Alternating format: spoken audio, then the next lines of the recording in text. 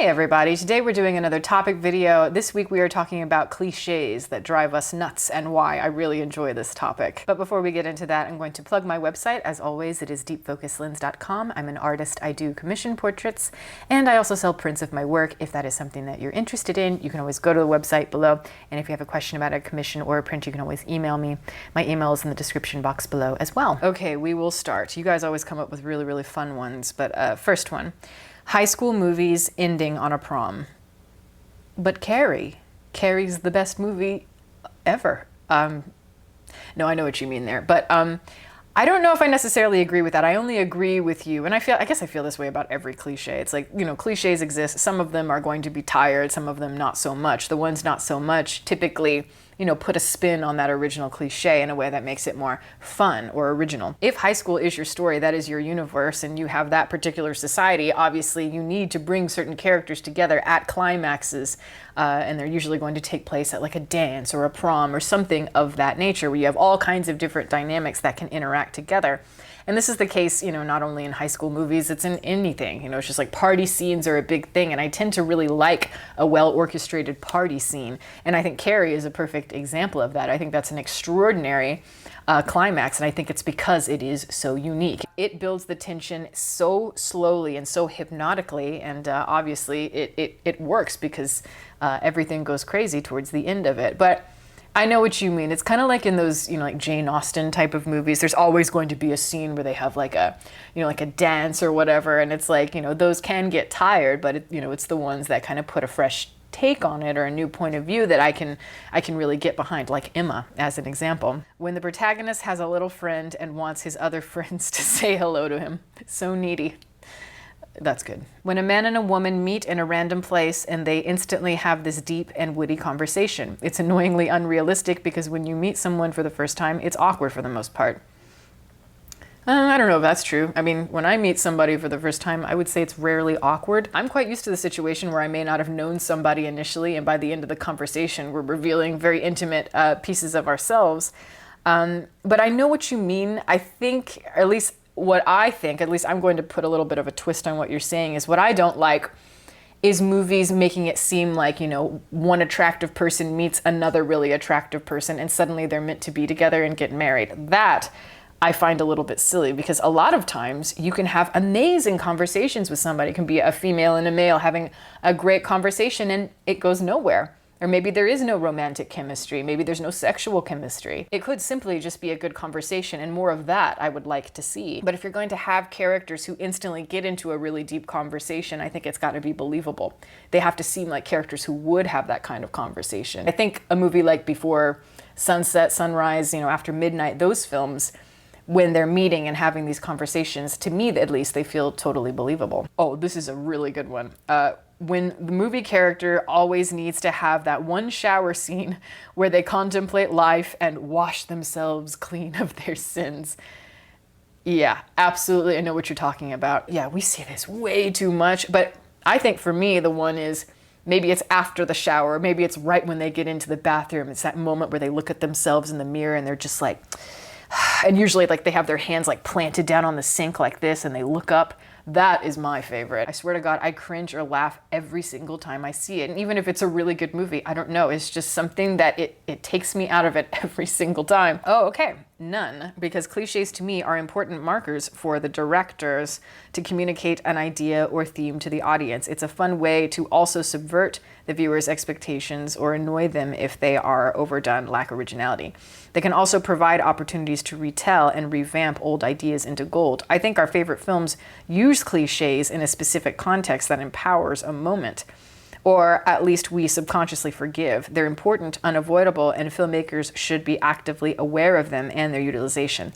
I fully agree with what you're saying there. I do think, obviously, cliches exist for a reason, and we use them for a specific reason. And obviously, yes, you can take those and subvert them in really interesting ways. We've certainly seen that, especially recently, we see a lot of that more kind of meta, kind of self-awareness when it comes to a lot of the cliches we've employed in films that have become very typical tropes. And I'm actually not that against cliches. I know that it's like when you go to college, I was an English major, so it's obviously when you're there, everyone's going to tell you like cliches are the kiss of death or whatever. And I just used a cliche there, so that's counterintuitive. But yeah, I think the older that you get, you realize, cliches can be actually a really great thing. It's just about how you use them. But I do disagree with you in the sense that I do think that cliches can absolutely get very tired.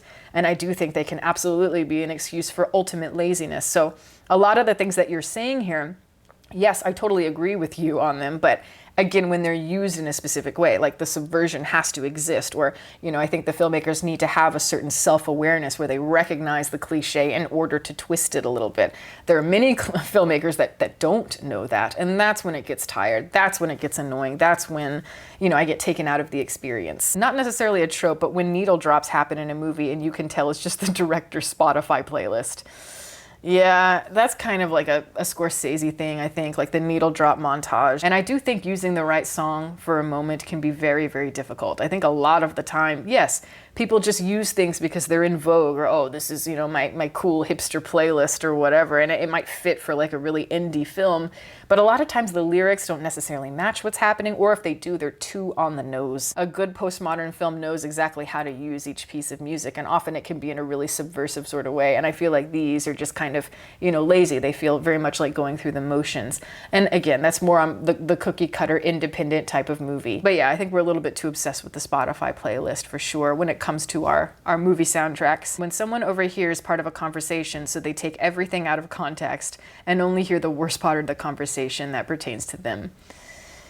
Yes, okay, I totally agree with you for the most part, because yes, this is something that is relied on way too heavily. Again, as the crux of the tension for something. It is just so specific, and it's hard to kind of stretch that suspension of disbelief to a certain extent. I'm all about miscommunication. I actually love those kinds of stories. Very much mistaken identity, Midsummer Night's Dream. I think there's a lot of things you could do with that, and there's all kinds of really kind of complicated story elements that go into that for sure. A lot of human dynamics. That's a bit more of a broad term. It's like miscommunication, things get switched around. It could be all kinds of different things, and it causes things to get bigger and bigger and more chaotic, and that can often be fun. But yeah, something like this does feel just a little bit too pointed, and it feels like it is relied on too heavily, and we're using it a little bit too often. There are some cliches that I have to say, they don't work every single time, but they're the kind where I swear to God, if you use it the right way, everybody's going to laugh. It just has that kind of quality. And it's the cliche where, somebody says something in one scene where they go, I am absolutely not getting on that boat. And then we cut to them on the boat and they're unhappy or something like that. Gets a laugh every single time. And it's easy, but it's very simple. It works. It's like a pratfall. Certain things just really work if you know right when to hit the beat. When the character walks up to a bar and asks for a beer, there's usually dozens at any bar, then the bartender gives them a beer. Oh, okay. Yeah, for sure. That's very much like a standard sort of thing. It was like a lazy sitcom or something like that. But obviously, logistically, it makes sense why they would do that. Obviously, product placement is a problem. You can't be saying like you want Bud Light, Miller Light, because obviously you have to pay for a lot of that. And we try to often get rid of excessive information like that. But I don't know, I love stuff like that. I think it adds so much texture to everything. But yes, often restaurant scenes in movies are a problem, and they always have been. For me, a big thing is food. In restaurants, when somebody is, eating at a table, often like a romantic dinner or something, it's like they never eat. They're sitting there with their hands like this, and it's like, eat the food. But of course, I know, obviously for the actors, easier said than done. Spit take after spit take is usually what they're doing. For us, it's just, a quick scene. For them, they're shooting that all day and eating that all day, and that's a problem. That's why, obviously, they're not eating it. But, to me, I'm like, no, it's so important for me to see them eating, because otherwise I'm not going to buy into it. Obviously you watch like The Sopranos, you watch a Tarantino film, oh, they're eating, and that just really helps. But yeah, so those are a few. And I really enjoy this topic. On my last video, you guys just came up with so many, just in the comments. I almost just wanted to make an entire video of those comments. I may do that, we'll see. But yeah, that is the video. Thank you guys so much for watching. Over here, you will see my patrons. Thank you guys so much for your support. If you are interested in supporting, the link for that is below, as well as the rest of my social media information. You can watch more videos here, and you can subscribe if you'd like. Catch you next time.